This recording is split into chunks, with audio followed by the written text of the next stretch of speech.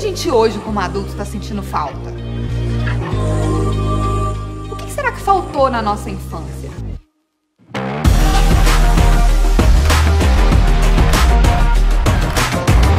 Educar é a ponte entre potencialidade e a realidade.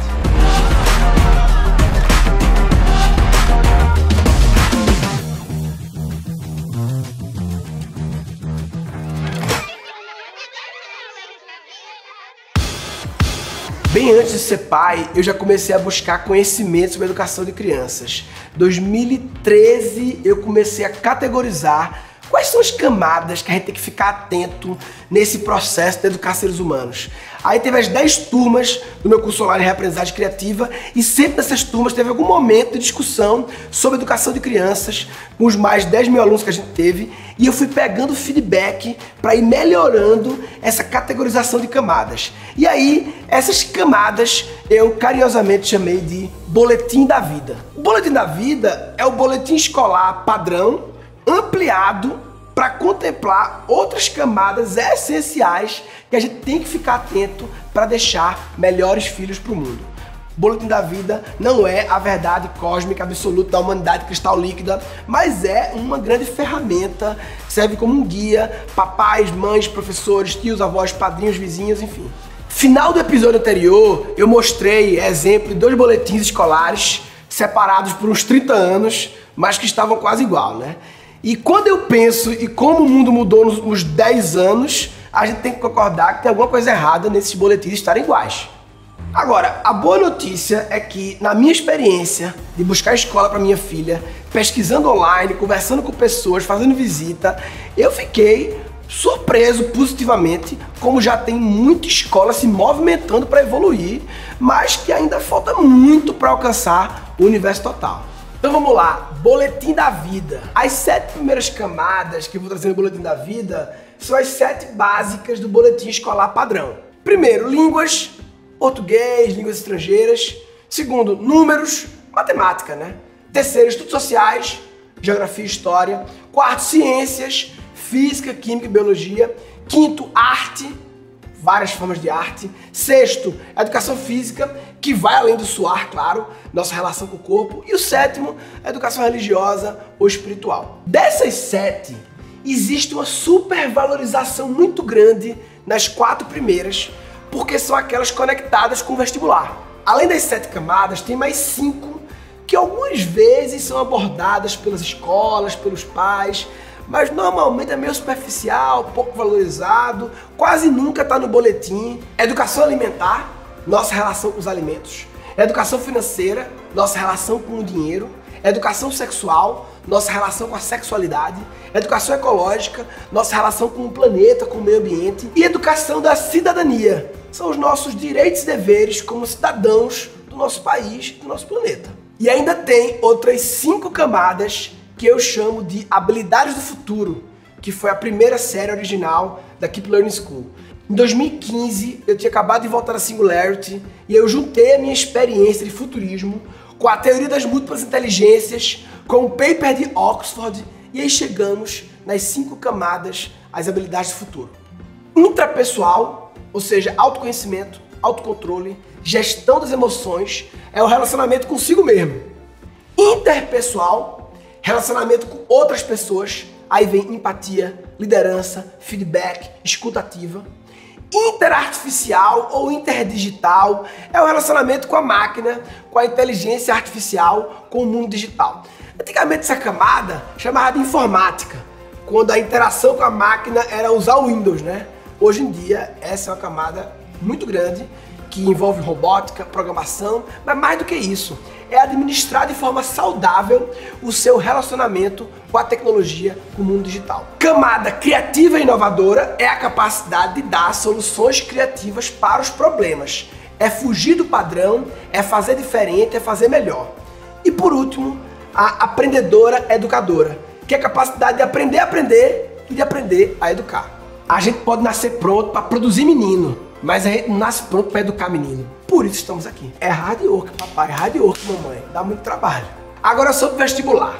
Vê só, as 4 primeiras camadas, elas têm uma supervalorização porque elas são as principais camadas para passar no Enem e nos vestibulares da vida. Veja bem, o Enem e vestibular, sem dúvida, são coisas que têm valor. O problema é a supervalorização, principalmente por causa dos pais.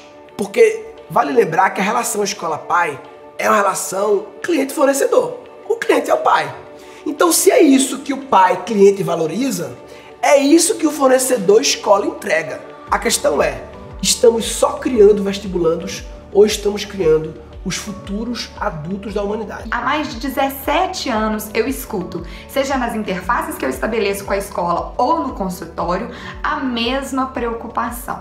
É uma preocupação focada única e exclusivamente no Enem. Na formação cognitiva da criança, como se ela só precisasse saber matemática, geografia e história para o resto da vida. E o pior, acaba que quando ela chega lá com os 16, 17 anos, ela passa a escolher uma profissão não pelas suas habilidades, mas sim pela nota melhor que ela tira na escola. Então, se eu vou melhor em matemática, engenharia pode ser um bom curso. Se eu vou melhor em biologia, medicina pode ser um bom curso. Eu nem preciso falar desses cursos sempre clichês que muito mais padronizam as crianças e as profissões do que realmente as abrem para um mundo de realização profissional e pessoal. E aí eu fico pensando o seguinte, seria legal que os adultos hoje olhassem ao seu redor, olhassem para dentro e pensassem o que está faltando mais. Você sente hoje mais falta de português, matemática, história, biologia, química, álgebra ou de criatividade, resiliência, controle emocional, aprender a processar feedbacks e a lidar com frustrações? Pois é, se a gente tivesse essa, vamos dizer assim, humildade de perceber o que realmente nos falta hoje, talvez a gente estivesse preocupado em preparar os nossos filhos de uma forma diferente para o futuro. Então é isso, Murilo. Infelizmente, essa extrema preocupação com as provas do tipo vestibular e Enem são o que mais eu escuto e vejo na prática acontecendo hoje em dia. Essas provas, elas são, de fato, a porta de entrada para o ensino superior. Mas ensino superior é diferente de vida. No caminho para a vida adulta tem outras portas além do ensino superior. Olha, veja bem, eu não estou dizendo para não fazer faculdade. Estou dizendo que o nosso objetivo como pai não é preparar filhos para o ensino superior, é preparar filhos para a vida, para o mundo. O ensino superior é apenas uma entidade que nos ajuda nisso, ou pelo menos deveria ajudar. O que me afeta é que a educação não é feita para as pessoas que precisam ser feitas, que são as crianças. Então a gente faz uma educação que não pensa na matriz. Então é uma educação de adulto, feito para adulto, para a goela abaixo de pessoas que ainda estão num outro processo. E agora, para não ficar tão quadradão, eles colocam as cadeiras coloridas. Mas na realidade, a gente não está falando ainda de uma educação colaborativa, onde você acredita que aprenda pela interação. Então, nós acreditamos e sabemos que as pessoas aprendem pela interação. Quanto maior a interação, maior a aprendizagem. E a escola não usa essa recomendação básica para poder fazer uma educação de verdade para aquelas pessoas, né? Para todas as crianças, enfim. Eu sempre brinco, e aliás é uma coisa que eu ainda vou fazer um grande seminário, que é a escola não muda porque a sociedade não deixa. No final do dia, a sociedade quer o quê? Que o filho se dê bem. Eles não querem saber quanto que diminuiu de resíduo no planeta, se a água está suja. Todo mundo quer se dar bem. Enquanto a gente não tiver um pensamento mais colaborativo, a gente não vai, né? A gente só está procriando, a gente não está educando, né? Então, o que eu percebo, né, no dia a dia da escola é que nós não constituímos boas memórias. Quando você não tem boas memórias de um lugar, você está querendo se livrar. As famílias sufocam os filhos de sonho, porque ser pai, ser mãe, virou profissão. Então, é meu projeto de vida, meu filho. Se você tem um filho bem-sucedido, né, o cara, o que você faz? Tá na área financeira. Nossa, e o teu? Meu toca viola no barzinho. Você vai falar feliz? Eu quero ver quantas famílias falam assim, meu filho é super feliz naquilo que ele decidiu fazer. Eu acho louco quando eu vejo revistas, já vi essas revistas? 280 carreiras para você escolher. Quando eu vejo isso, me dá uma sensação como se eu estivesse vendo meio que o cardápio da vida. Aqui estão os únicos caminhos possíveis da vida. Pronto, escolhe aí. E se a criança escolher uma opção do cardápio que nem vai existir mais daqui a alguns anos? E se a criança não quiser nenhuma das opções do cardápio da vida? Aí tá fora da vida? E mesmo que escolha uma opção que tá no cardápio e que vai continuar existindo daqui a alguns anos, será que ele vai precisar apenas daquelas 4 primeiras camadas para ter sucesso nesse caminho? Um médico, para ter sucesso, basta ser bom em biologia, e a habilidade interpessoal para se relacionar com os outros, e a criatividade para, mediante os problemas dos pacientes, dar soluções criativas. A gente preparou um material bonitinho do Boletim da Vida para você baixar. No final do episódio, eu vou dar o link.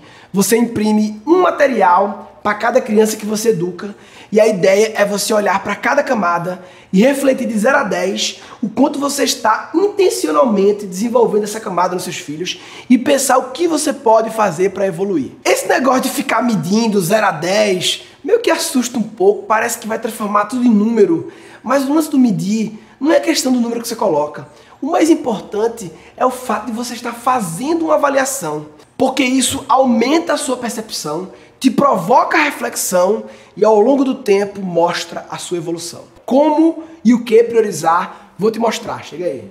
Na minha busca por conhecimento, para me preparar para o trabalho mais importante do mundo, um dos conceitos que eu mais gostei foi a taxonomia de Bloom. É uma espécie de... é uma estrutura de níveis de pensamento que vai dos níveis mais simples para os mais complexos, ou traduzindo do inglês, dos pensamentos inferiores para os superiores. E o Benjamin Bloom criou isso em 56. Aí em 2001 um time revisou e ficou assim. O nível de pensamento mais simples, tá aqui ó, é o recordar. Recordar é lembrar coisas, é a decoreba. É o pensamento mais básico de todos. E é louco que é engraçado que de vez em quando a gente se vê meio que se gabando assim. Meu filho já sabe contar até 50. Minha filha já sabe as cores em inglês. Meu filho já sabe cantar araqueto. E as escolas também valorizam muito a decoreba.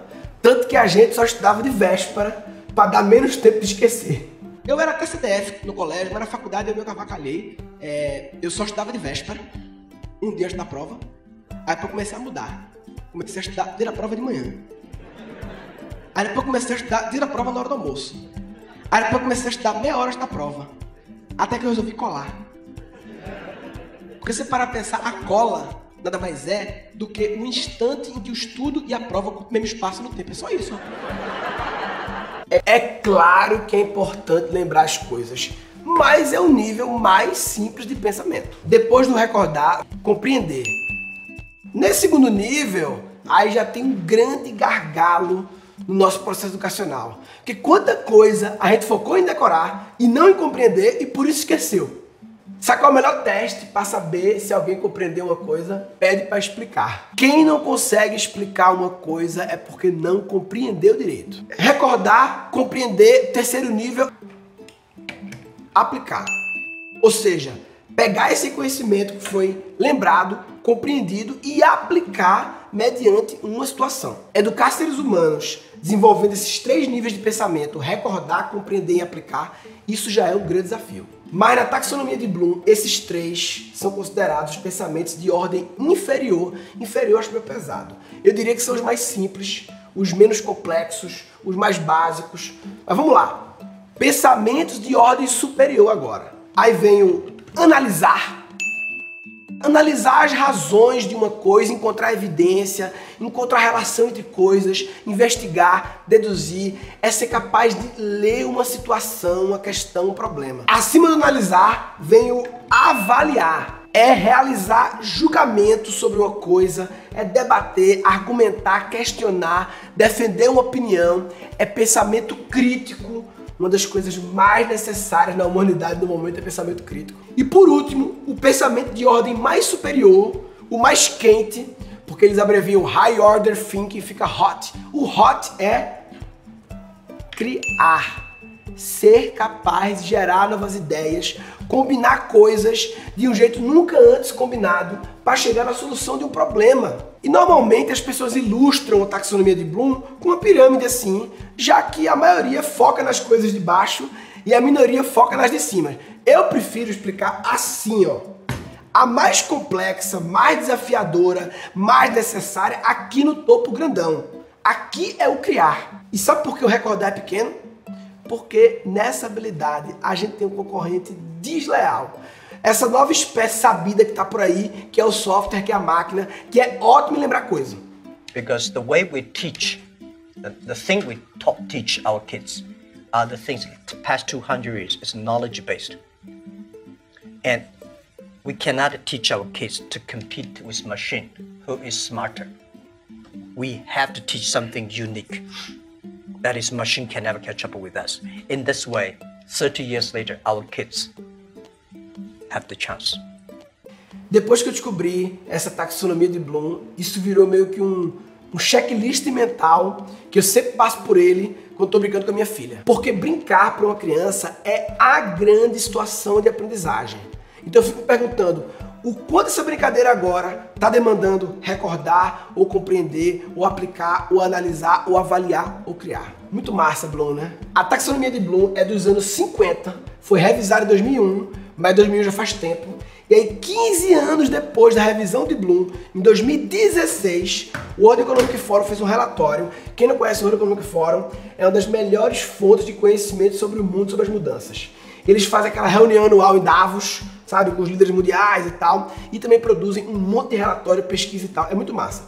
Eles fizeram um mega relatório sobre o futuro do trabalho e chegaram nas 10 habilidades prioritárias. Em 2015 e 2016, as 10 prioritárias eram: em primeiro lugar, solução de problemas complexos; segundo, coordenação com outras pessoas; terceiro, gestão de pessoas; quarto, pensamento crítico; 5, negociação; 6, controle de qualidade; 7, orientação a serviço; 8, julgamento de uma decisão; 9, escuta ativa; 10, criatividade. Só que aí, em 2018, mais recente, esse relatório foi atualizado.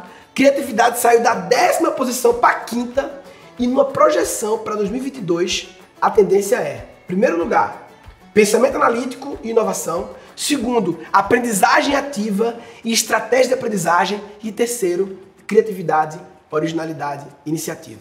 Tu viste quem saiu de 10º lugar para 3º lugar? Criatividade, que é o criar, é o topo de Bloom. Inclusive, no resumo desse relatório, eles destacaram isso aqui, ó. Que habilidades vão mudar mais? Criatividade vai se tornar uma das top 3 skills que trabalhadores vão precisar.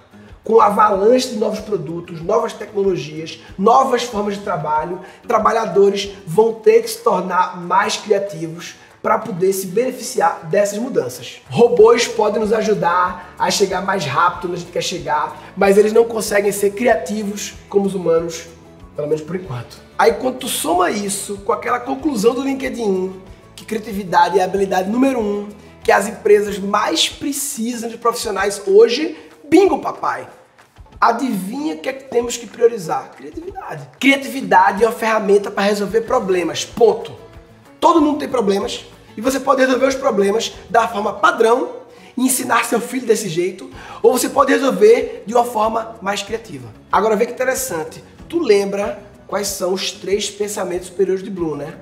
Aqui, ó, analyze, analisar o problema; evaluate, avaliar as ideias para saber quais valem a pena; e create, gerar ideias para solucionar problemas. Ou seja, os 3 pensamentos superiores de Bloom são os pensamentos para dar soluções criativas para problemas, bingo! E mais, tu lembra os 3 primeiros lá do World Economic Forum? Creativity, que é o create do Bloom; critical thinking, que é o evaluate do Bloom; e complex problem solving, que é a mistura do analyze, create e evaluate. Ou seja, a prioridade do World Economic Forum é solução criativa de problemas, bingo de novo.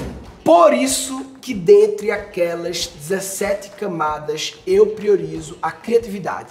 Porque a criatividade tem uma característica muito interessante. E quando você desenvolve a criatividade, você acaba automaticamente desenvolvendo outras habilidades por tabela. Ao incentivar a criatividade, a criança vai conhecer mais sobre ela mesma, inteligência intrapessoal, vai se relacionar melhor com outras pessoas, inteligência interpessoal, e vai ser mais obcecada por aprender, inteligência aprendedora. No próximo episódio eu vou entrar mais profundo no assunto criatividade. O que eu queria te falar agora é que estamos no ótimo momento de focar na educação criativa. Por quê? Porque tem muita pouca gente dando a devida importância para isso. Então, quanto antes você conseguir desenvolver essa habilidade na sua criança, mais bem preparada para o futuro ela vai estar. E pode ter certeza que ele vai te agradecer por isso no futuro. Você acha que o pai ou a mãe de um jovem de 15 anos ainda tem influência sobre o filho? Se você tem influência sobre o seu filho, você ainda está educando. Quem influencia, educa. E outra, nunca é tarde para começar a fazer qualquer mudança na vida. No nosso curso online Reaprendizagem Criativa, a gente já teve aluno com mais de 70 anos. Nós nascemos criativos, desaprendemos a ser criativos, mas podemos reaprender. Quanto antes melhor, claro, mas nunca é tarde para começar a desbloquear ou não bloquear a criatividade natural das nossas crianças.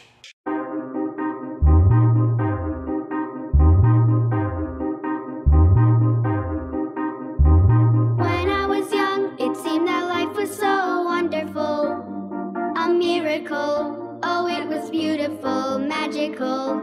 And all the birds in the trees, well, they'd be singing so happily, joyfully, oh, playfully, watching me. But then they sent me away to teach me how to be sensible, logical, oh, responsible, practical. And then they showed me a world where I could be so dependable, clinical, cynical.